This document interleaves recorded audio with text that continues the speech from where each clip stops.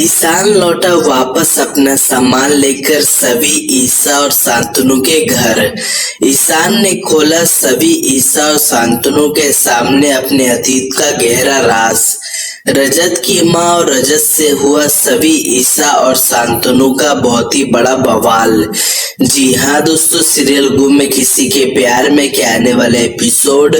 बहुत ही ज्यादा कमाल के और धमाकेदार होने वाले हैं, क्योंकि आने वाले एपिसोड में आप सभी देखेंगे कि धीरे धीरे सही की वजह से सभी और रजत दोनों एक दूसरे के करीब आ जाते हैं और दोनों एक दूसरे से शादी करने के लिए भी तैयार हो जाते हैं। और फिर इसी तरीके से सब कुछ ठीक चल रहा होता है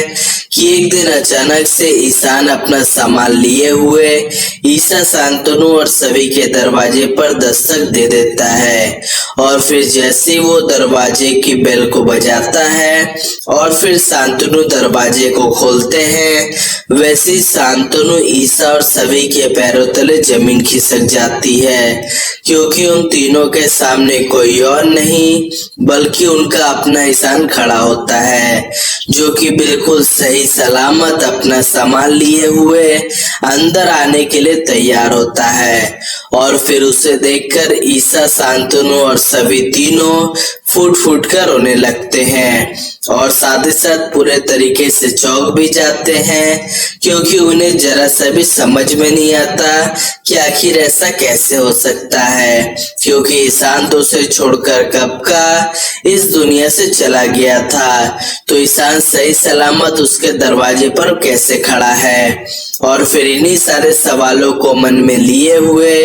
वो तीनों बड़े प्यार से ईशान का हाथ पकड़कर उसे घर के अंदर लेकर आते हैं और फिर उसके बाद बड़े ही लाड प्यार से उसे बैठाते हैं और फिर उससे बहुत ही ज्यादा प्यार भी जताते हैं। तो वहीं दूसरी तरफ ईशान भी सभी ईसा और शांतनु के प्यार को वापस पाकर बहुत ही ज्यादा इमोशनल हो जाता है और फिर वो ईसा, शांतनु और सभी के गले लगकर बहुत ही ज्यादा फुट फुट कर रोने लगता है। और फिर इस तरीके से एक बार फिर से इतने सालों बाद ईशान, सभी ईसा, शांतनु सभी लोग एक साथ एक दूसरे के पास होते हैं और फिर सबके आपस में मिल लेने के बाद ईसा, शांतनु और सभी तीनों मिलकर ईशान से पूछते हैं कि आखिर ऐसा कैसे हो सकता है, ऐसा कैसे मुमकिन है, आप तो हमारे सामने इस दुनिया को छोड़कर चले गए थे, तो भला आप हमारे सामने कैसे बैठे हैं, और अगर आप इतने सालों तक जिंदा थे तो आप पहले हमारे पास क्यों नहीं आए, इतने सालों तक आप हमसे दूर क्यों रहे। जिस पर ईशान बहुत ही ज्यादा इमोशनल होते हुए